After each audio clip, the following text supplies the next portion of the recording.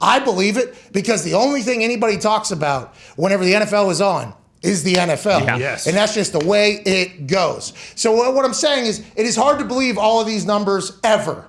But when the NFL is putting out this particular number, I feel like it's probably much more accurate than some people that you've never heard of that are also projecting numbers that are absurd. For instance, the NFL, the 2021 NFL regular season averaged 17.1 million viewers. That's TV and digital, okay? What does that mean? Right. You know, nobody knows what that means, but that is a lot of motherfucking people. And I think the influence the NFL has is vast and huge. It garners every conversation. So we can say, yeah, that feels right. The highest regular season average since 2015. NFL games accounted for 91 out of the top 100 most watched telecasts on television. Throughout the season, there was 370 billion total minutes consumed. That's another stat that is awesome. Mm-hmm. That is like, how do they know that? How do they know that? Oh, I'm sure some really smart person's going to come tell me how they know that. And it might be even from a company that has a building downtown here that runs all the stats in the back end that we know people that work at. But honestly,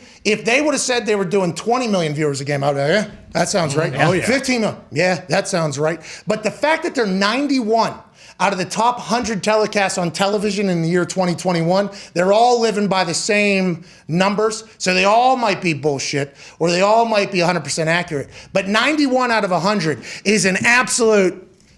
Hey, you TV execs, you know what? Big time. From the NFL. That is why the $110 billion deal they just signed is only the tip of the iceberg. Because as more streaming platforms are going to get into the NFL and into the ratings game, those numbers are banana land. And the money that is on these platforms, also banana land. So this is... I'm lucky and thankful I was a part of the NFL, that we cover the NFL, and this is absurd to think about. Every other league is looking at this tweet going, what the fuck are we going to do to try to keep up? Well, and we kind of talked about it earlier, like cable exists basically because of sports, and for a large amount of people, that's by way of the NFL. Like, I'll never get cable, any other like TV show or anything like that. Most people are watching that on some sort of streaming service. Like, if you have cable so that you can watch the NFL on Sundays or, you know, basketball throughout the week or whatever. Like, there really isn't anything anymore that people are saying like, oh, I need to get cable because of that. You know, like, they're just going to the streaming services, and cable exists because of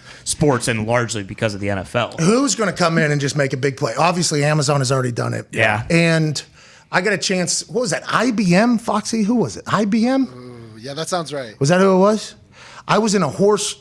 in Cincinnati? Yeah. IBM, yes. I was in a horse shed or a horse trailer outside of the Cincinnati Bengals stadium for a Thursday night football game against the Houston Texans. Yeah. It was in Cincy. The only reason why I remember it was the Texans is because the only thing I did the entire game was sit in a trailer that was the size of, it might have been a donkey trailer, not even a horse trailer. It was this tiny little thing with all these cameras. It was for virtual reality. Yeah.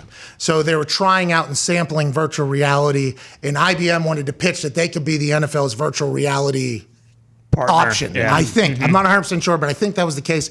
I'm a rather observant human being, even though people don't expect that. I try to at least see why are we here and how are we here. So the only reason why I remember it was against the Texans because as I was walking onto the field at the end, Leckler was jogging off and JJ was jogging off. And they're like, what are you doing? Are you on TV right now? I'm like, no. I was just in a trailer, actually. Passing out the VR. I was just in a trailer for the entire game. So there's nothing for us to do until afterwards where we gave a 2-minute recap of the shots that were seen throughout the game to pitch to the NFL, basically.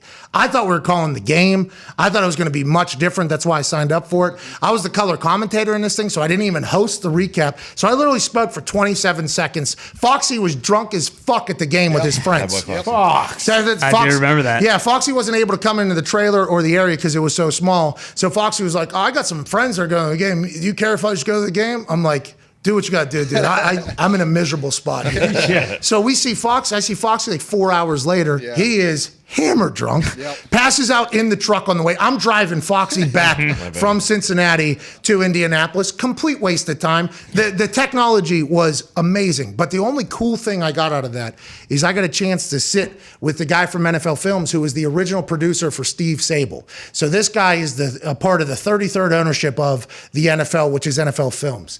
And he and I because the food that was there was terrible. Oh, Sure. no. We actually went to the tailgate across the street, got some beers, got some food, had a full conversation. Dude, this guy is a dude. He is one of the biggest brains in the NFL. I assume we have to thank him for a lot of the things, but he was only there because the NFL Films was trying to see whether or not IBM would be the right partner or not.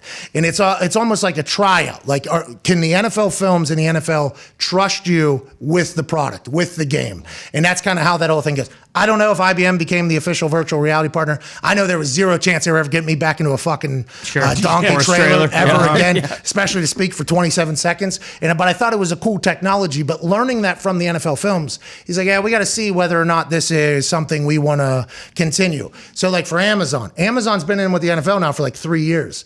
They had Thursday night option simulcast, and they had their own show. Now they kind of bought into it. So it's one of those things where we'll be able to see who is testing the waters and who the NFL is allowing to kind of test the waters. The NFL and NFL Films take a lot of pride in how the game is presented, how the game is broadcasted. That's why they get so mad at some people that rip clips and put them out and do it in a different way. I've been very thankful that they've kind of allowed me to do that for special teams, because I think everybody in NFL Films is like, if he wants to cover punts, I mean, do we fucking care? I mean, nobody else does that. Yeah. So I think they take a lot of pride, as they should, because 91 of the top 100 telecasts are that. But I'm excited to see who gets it. What if Netflix? Why wouldn't Netflix get in? Apple. Why wouldn't Apple get involved? You would assume HBO is going to try to. I mean, they already kind of have the in with Hard Knocks, so like that kind of makes sense. And they're kind of a staple with Real Sports, has been around a long time. So all these platforms getting in there. And I think this negotiation they had for the $110 billion, I think a lot of them are like potential. With like outs and stuff Yeah, like like that. if we find another 10 billion somewhere, like Right. if we just so happen to, and Bezos comes in shirtless off his boat and says, you know what, here's 15 billion, I want to do this. Like the NFL has the ability to go do that. And as these stats continue to come out, all their other sponsors are like, how do we get in? How do we get in anything at all? So what a wild time to be an NFL owner, and the Broncos look like that's about to be an open spot. Yeah, Broncos, who knows what's going on with the Chargers, because, you know, the Spanos family was going Whoa, through that whoa, whole whoa, thing. whoa, All right, my reports. I'm just reading, but you wonder if places like ESPN, who have to pay like the premium price for Monday Night Football, like how long they'll be able to keep that up, especially if Bezos does come in and they're like, you know what, we'll double what ESPN's giving you, and you're just going to put Monday Night Football on Amazon. So is ESPN getting a larger package of NFL games? I think they're investing more in the NFL than they were in college, from the last rights that I remember hearing. Not 100% sure. Should have asked Paisan the other night. Now big deal, and Jimmy Padar sweet right on 50. That was awesome. Yeah. That was outrageous that we were in there. And it doesn't feel like I owe anybody anything. It almost feels like Jimmy was like, hey, sorry for all the miscommunication. All right, this is us meeting each other, having a conversation. Come by the suite. Hit me up. We appreciate what you do. Even though everybody below me in a middle management position who has done everything the exact same way for decades and has made a lot of money off it and has really zero thought of their own might not like you. I would like to let you know I appreciate you, which is very nice. Me, AJ, and Tone Diggs were not supposed to be in that suite that we were in. But I think they're getting into the NFL more. In the NFL, in their negotiations, right?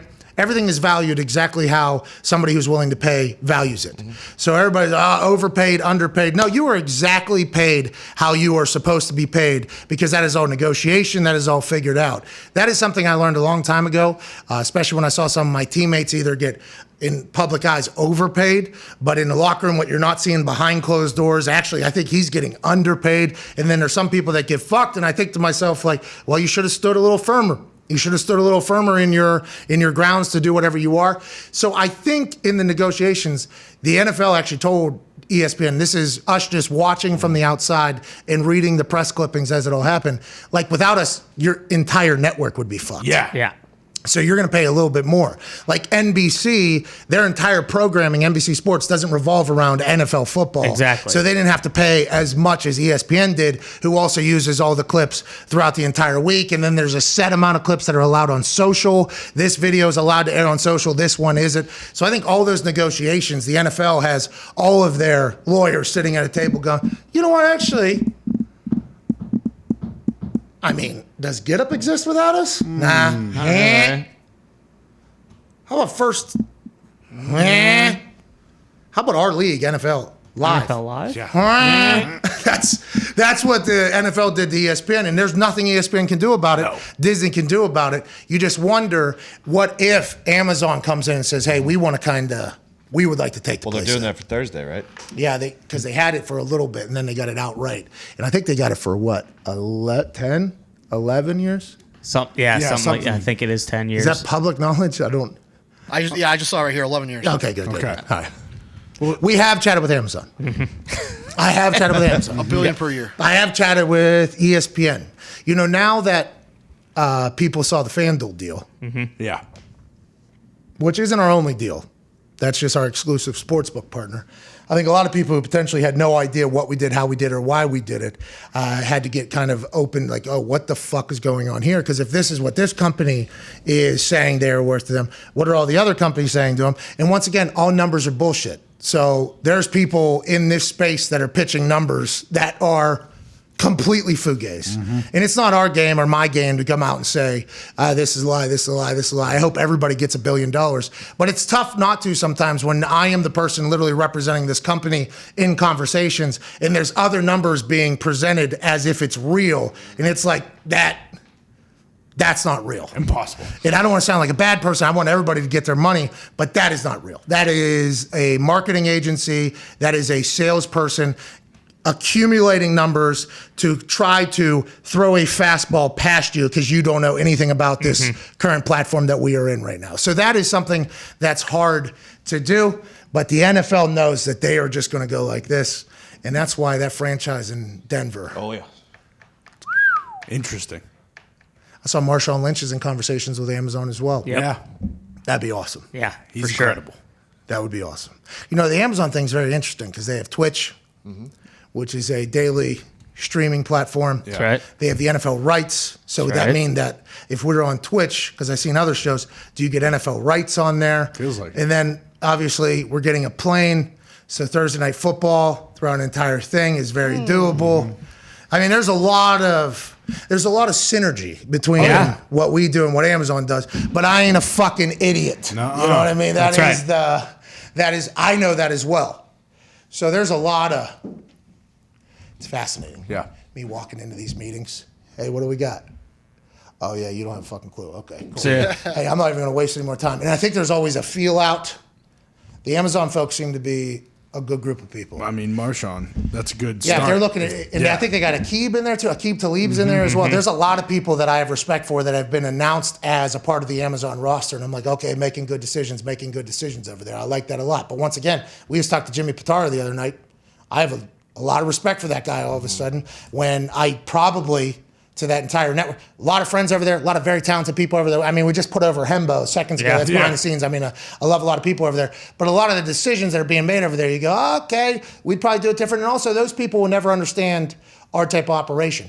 But as it grows, it feels like there's only going to be more platforms to have to chat with and see if it's the right fit or not. look at Amazon too. Like I think we'll see after this football season ends, they're going to be very aggressive trying to acquire talent because money doesn't really exist to them. I mean, they can pay anybody whatever they want Plus to. Sunday tickets up. Sunday tickets up. There's a good chance they're going to get that as well.